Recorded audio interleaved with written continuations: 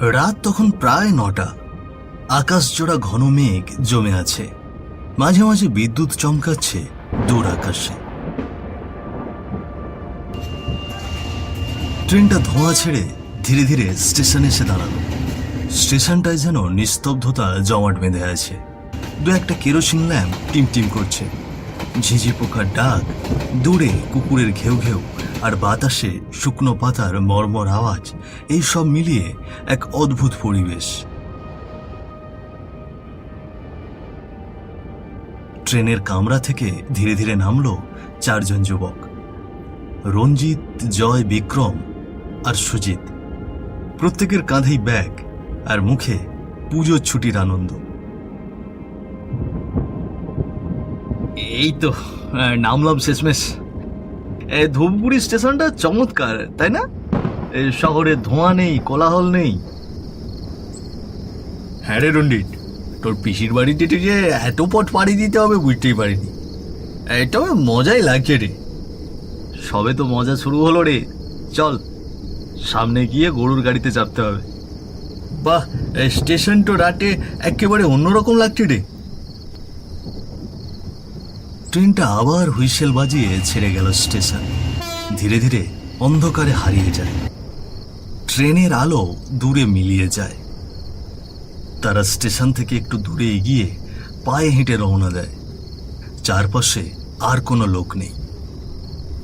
ওই দেখ, সামনে একটা গরুর গাড়ি দেখা যাচ্ছে। একটু দূরেই চোখে পড়ে একটা গরুর গাড়ি, মাটির পথের পাশে দাঁড়িয়ে। ছাউনি দেওয়া কাঠের গাড়ি, দুটো গরু মাটির দিকে মাথা নিচু করে দাঁড়িয়ে আছে। গাড়ির সামনে বসে আছে একজন গরুর গাড়িওয়ালা, ধুতি পরা, মাথায় গামছা বাঁধা, আর গাড়িতে রাখা আছে একটা লণ্ঠন, টিম টিম করে জ্বলছে। ও দাদা, যাবেন নাকি? আগে কোথায় যাবেন দাদা বাবুরা? আমরা মোহনপুরের তালুকদার বাড়িতে যাব, সেখানে আমার পিসিমা থাকেন। দাদা, যাবেন আপনি? তাই নাকি? আগে আমি চিনি তো। চলুন চলুন বাবুরা, এখনই রওনা দিলে 10টার মধ্যে পৌঁছে যাবেন তালুকদার বাড়ি। ছেলেরা একে একে গরুর গাড়িতে উঠে বসে। গাড়ি ধীরে ধীরে চলতে শুরু করে কাদা পথ ধরে।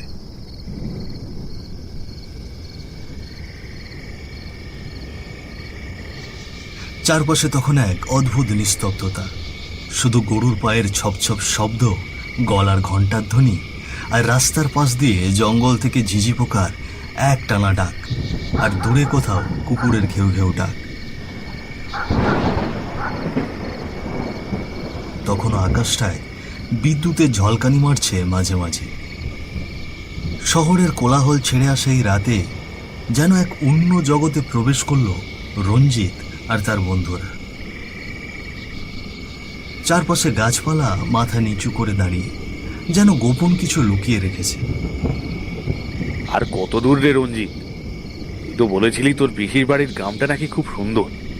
রাতের বেলা তেমন একটা বোঝা যাচ্ছে না, তারপরেও মনে হচ্ছে সত্যিই প্রকৃতিটা সুন্দর। আর বেশি না রে, আর আধ ঘন্টার মতন। পিসির বাড়িটা আসলে গ্রামের একেবারে শেষ প্রান্তে। বাড়িটা নাকি আমার দাদুর ছিল।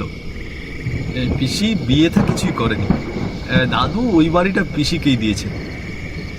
দাদু মারা যাওয়ার পর থেকে বাবা শহরে আমাদের নিয়ে সেটেল হন, আর পিসি দাদুর বাড়ি দেখাশোনা করেন আর থাকেন।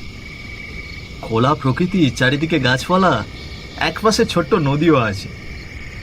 ছোটবেলা একবার বাবার সঙ্গে গিয়েছিল, তখন থেকে ইচ্ছে ছিল আবার যাব। আর সেই জন্যই পুজোর ছুটিতে এত জেদ করে আসলি, তাই না? হ্যাঁ রে, বাবা তো আসতেই দিতে চাইছিল না, বলছিল শহরের বাইরে কোথায় যাবি। পরে মাকে বলে রাজি করিয়ে ছাড়লাম। আমি মাকে বললুম সবাই মিলে গেলে ভালোই লাগবে। হ্যাঁ, পরিবেশটার কথা শুনে ভালোই লাগছে, কিন্তু রাতটা আজকে একটু অস্বাভাবিক ঠেকছে না রে? দেখ না, আকাশে কালো মেঘ ঢাকা, বারবার কেমন যেন বিদ্যুৎ চমকাচ্ছে।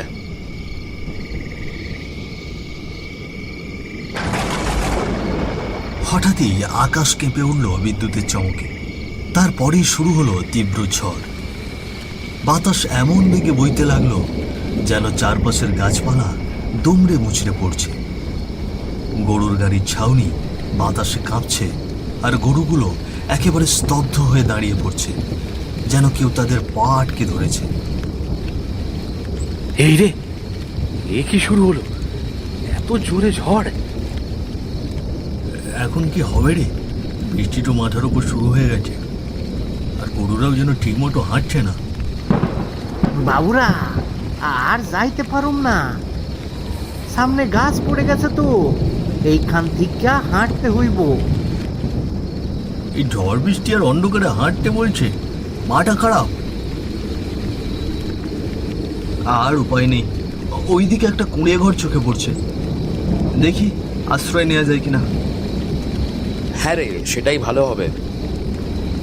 চল, ওখানেই আশ্রয় নেই। এর মধ্যে গাড়িতে বসে থাকলে তো ঝড়ে উড়িয়ে নিয়ে যাবে রে। তারা চার বন্ধু নেমে পড়ল গরুর গাড়ি থেকে। কাদার মধ্যে পা ডুবিয়ে হেঁটে গেল সেই ছোট কুঁড়ে ঘরটির দিকে। জানালাগুলো বন্ধ, দরজাটা সামান্য খোলা, কিন্তু ভেতরটা অন্ধকার। তারা দরজার সামনে গিয়ে দাঁড়ালো। ঝড়ে পেছনের গাছগুলো দুলছে, যেন কারা ফিসফিস করে ডাকছে।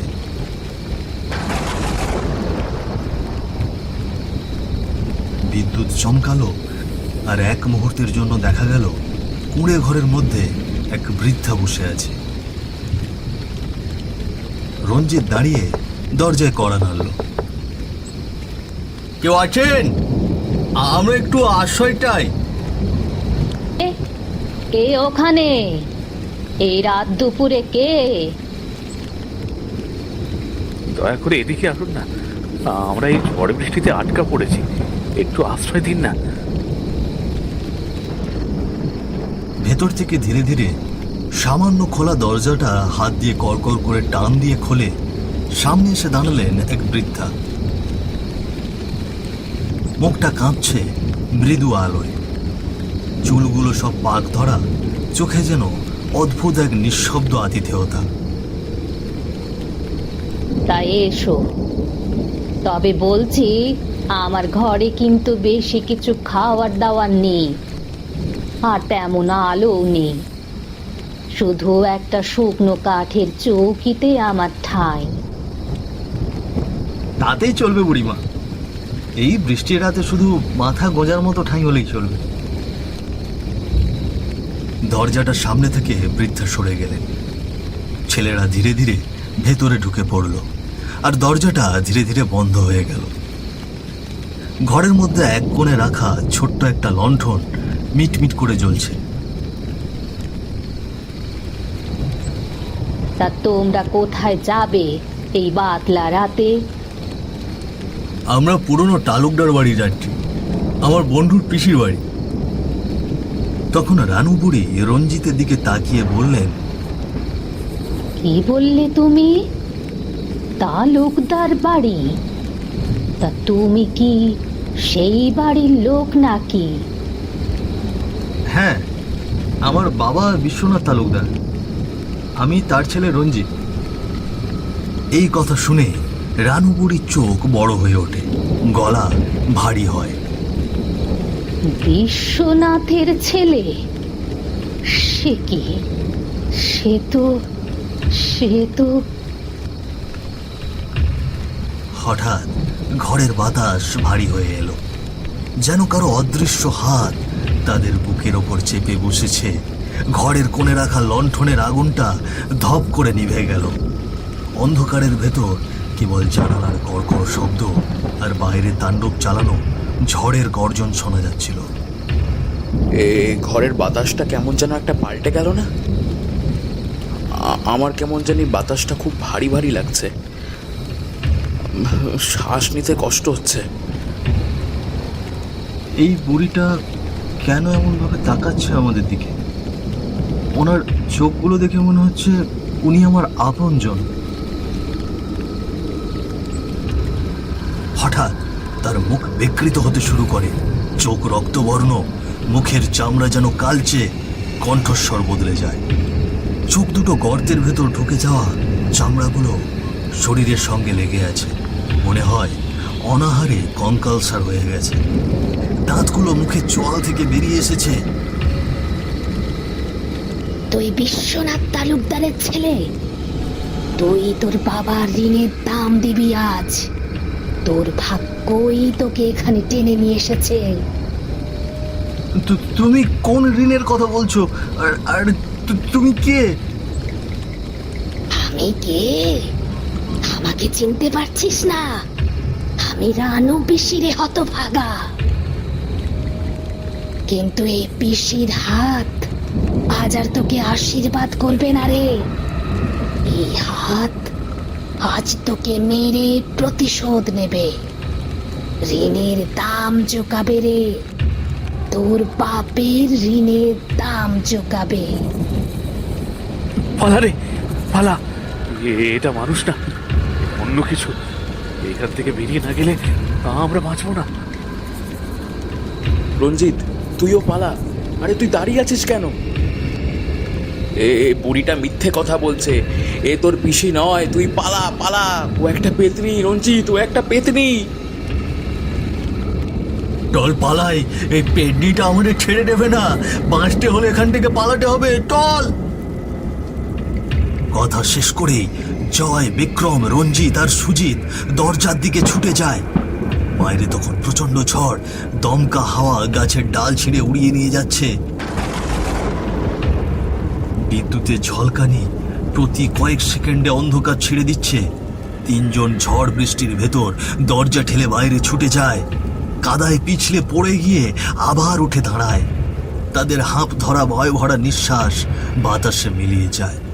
আর রঞ্জিত ঘরে আটকা পড়ে যায়। আর তার সামনে তখন দরজা নিজে থেকে ধপ করে বন্ধ হয়ে গেল। গোঙানি আর কাঠের কর্কর শব্দে ঘরটা কেঁপে কেঁপে উঠছে। এই রঞ্জিত তো বের হতেই পারলো না। আমরা যদি ওকে নিতে যাই, আমাদেরও তো ওই পেতনিটা খেয়ে ফেলবে। মনে হয় ওকে গিলেই খাচ্ছে পেডনিটা। রঞ্জিতকে হয়তো আর কোনোদিন ফেরত পাবো না। রানু বুড়ির শুকনো ঠান্ডা হাসি প্রতিধ্বনিত হয়।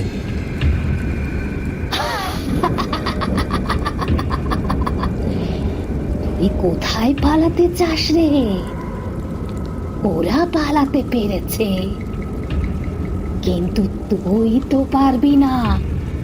আজ তোকে মেরে তোর বাবাকে বুঝিয়ে দেব যে একটা নিঃসন্তান মানুষ কতটা অসহায় হয়। আমি কত আশা নিয়ে তোর বাবাকে মানুষ করেছিলুম, আর তার প্রতিদানে আমাকে কি দিয়েছে জানিস? পিসি, আমি তো কিছু করিনি।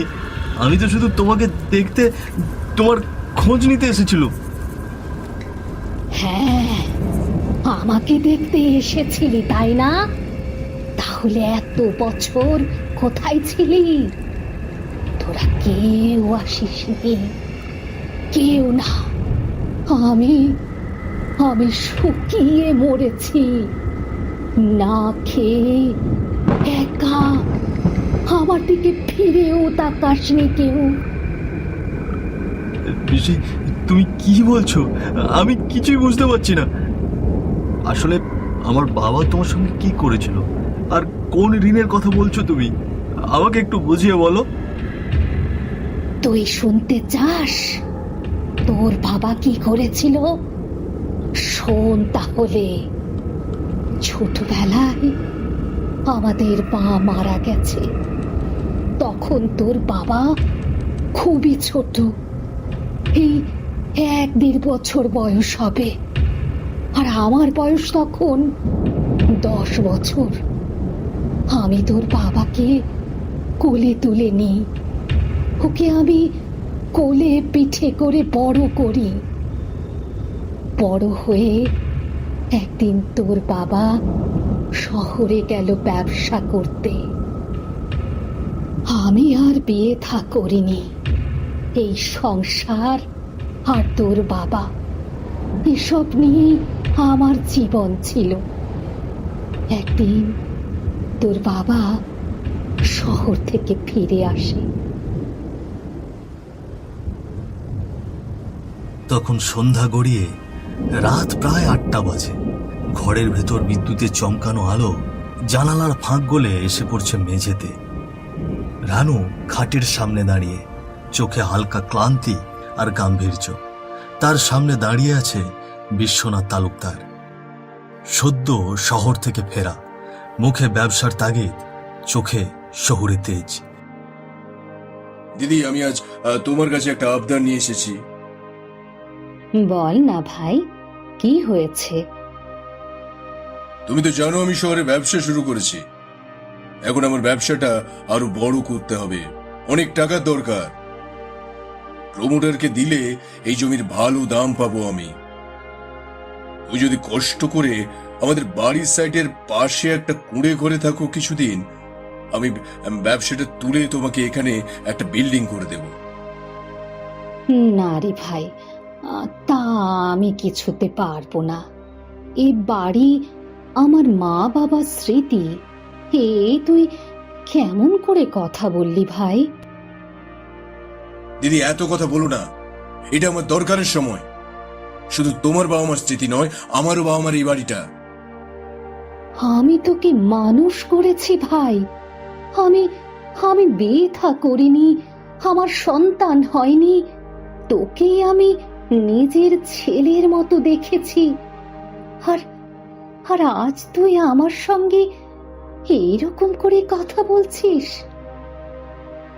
কিসের ভাই? হ্যাঁ, তুমি আমাকে কখনোই সন্তানের মতো মানুষ করনি। তুমি শুধু নিজের স্বার্থে আমাকে মানুষ করেছো। যদি আমার মায়ের মতো হতে, তাহলে এই বাড়িটা আমাকে দিয়ে দিতে তুমি। বাইরে তখন হঠাৎ করে আকাশ কালো মেঘে ঢেকে গেল, যেন স্বর্গও এই ভাই বোনের তিক্ত কথোপকথন শুনে ব্যথিত হলো। মুহূর্তের মধ্যে ঝড়ঝড় করে বৃষ্টি নেমে এলো, সঙ্গে শুরু হলো প্রবল ঝড়। জানালার পাল্লা ধাক্কা খেতে লাগলো, আর বজ্রপাতের গর্জনে কেঁপে উঠল সারা বাড়ি। রানুর মনে যে তীব্র কষ্টের ঝড় বইছিল, সেই ঝড়ের প্রতিধ্বনি যেন আকাশেও প্রতিফলিত হচ্ছিল। ছোটবেলা থেকে সবকিছু ত্যাগ করে সে ভাইকে মানুষ করেছে, খাওয়া পড়া যত্ন সব নিজের হাতে করেছে। অথচ আজ সেই ভাই তার সামনে দাঁড়িয়ে শীতল স্বরে বলছে, তুমি আমাকে কখনোই সন্তানের মতো মানুষ করনি। রানু যেন বিশ্বাসই করতে পারছিল না। একের পর এক বজ্রপাত বাইরে কাঁপিয়ে দিচ্ছে, মনে হচ্ছিল যেন হ্যাঁ রে ভাই, তুই ঠিকই বলেছিস। আমি স্বার্থের জন্যই তো তোকে মানুষ করেছি। কিন্তু এ বাড়ি আমি কোনো প্রমোটারকে দেব না, কারণ এটা আমার মায়ের গড়া বাড়ি।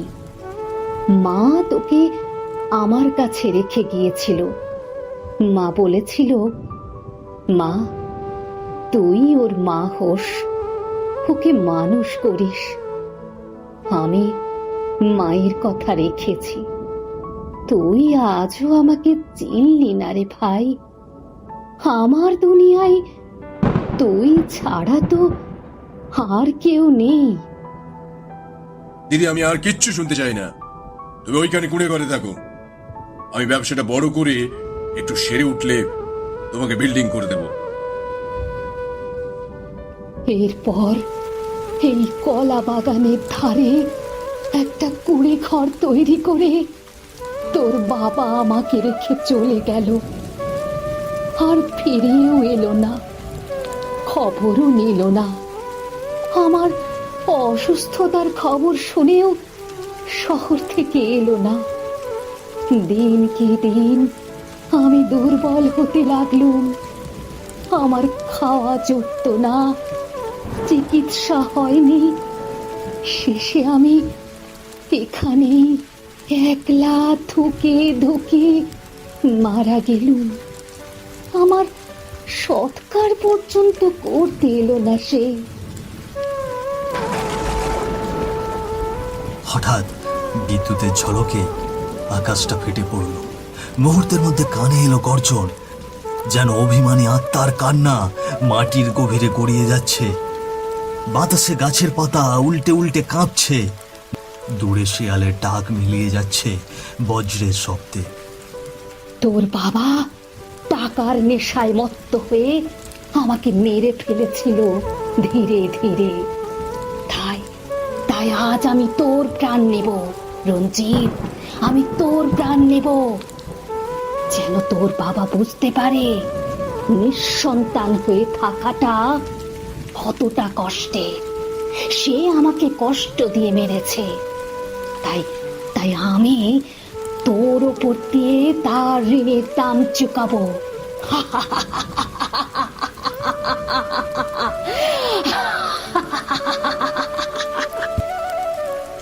পিসি, তুমি যা বলছো তাতে আমি সত্যিই কষ্ট পেলুম। বাবা তোমার সঙ্গে যা করেছে একদমই ঠিক করেনি। তোমার সঙ্গে অন্যায় হয়েছে, কিন্তু আমি তো কিছু করিনি। আজ আমি অনেক আশা নিয়ে এসেছিলাম তোমাকে দেখবো বলে, কিন্তু এসে যে এমন অবস্থায় দেখতে হবে তা তা কল্পনাও করিনি। এই, তুই এই আবেগে কথা বলে আমাকে ফাঁকি দিতে পারবি না। আমি আমি এখন আর তোর বেশি নই, আমি এক মৃত আত্মা। আমি প্রতিশোধের জন্য ফিরে এসেছি। এই বলে রানু বুড়ির আত্মা আস্তে আস্তে এগিয়ে এলো রঞ্জিতের দিকে। তার পায়ের শব্দ নেই, কিন্তু শীতল বাতাস কাঁপিয়ে দিচ্ছে চারপাশ। দূরে শিয়ালের হাহাকার আর ঝিঁঝি পোকার ডাক থেমে গেছে হঠাৎ। ঠিক আছে পিসি, যদি আমাকে মেরে তোমার প্রতিশোধ নিতে চাও তবে নিও। এতে যদি তোমার আত্মা শান্তি পায় আমি তাতেই খুশি। আজ আমি অনেক ভালোবাসা নিয়ে এসেছিলাম তোমাকে দেখতে। আমাদের পারিবারিক অ্যালবামে তোমার ছবি দেখেছিলাম। বাবা আমাকে আসতে দিতে চেয়েছিল না, মাকে রাজি করিয়ে বন্ধুদের নিয়ে চলে এসেছি তোমাকে দেখার জন্য। আর এসে তোমায় এমন অবস্থায় দেখতে হবে এটা কল্পনাও করতে পারিনি। রঞ্জিতের কথা শুনে রানু বুড়ির হাত থেমে গেল। চোখের ভেতর অদ্ভুত এক নরম আলো জ্বলে উঠল, যেন বছরের পর বছর জমে থাকা অভিমান ভেঙে গিয়ে ভালোবাসার স্রোতে মিলিয়ে যাচ্ছে। না রে, তোকে আমি মারতে পারবো না, পারবো না। তোর বাবা আমার সঙ্গে যা করেছে তার শাস্তি তোর উপরে চাপিয়ে দিলে আমি অন্যায় করব না। তা আমি পারি না, তা আমি পারি না। তুই অনেক বড় হবি রে বাবা, আর প্রতিজ্ঞা কর যে এই সমাজে যেন আর কেউ এরকম অন্যায় না করতে পারে। সেটা তোরা দেখবি, হ্যাঁ হ্যাঁ, সেটা তোরা দেখবি। রানু বুড়ির আত্মা বুঝতে পেরেছে রঞ্জিত তাকে খুঁজে এসেছে শত্রুতায় নয়, ভালোবাসার টানে। সেই ভালোবাসায় তার জমাট বাঁধা অভিমান ভেঙে দিল। শোন বাবা, অন্যায় কাউকে ছেড়ে দেয় না। লোভ মানুষকে পরিচয় ভুলিয়ে দেয়, অন্ধ করে দেয়। কিন্তু জীবনে এমন লোভ করিস না রে যা মানুষের সম্পর্ককে ছিন্ন করে দেয়। এই কথা বলে রানু বুড়ির আত্মা ধীরে ধীরে মিলিয়ে গেল অন্ধকারে। বাইরে তখন বৃষ্টি থেমে গেছে, কিন্তু আকাশের কোণে বিদ্যুৎ চমকে জল জল করে উঠল, যেন অভিমানের শেষ ঝিলিক।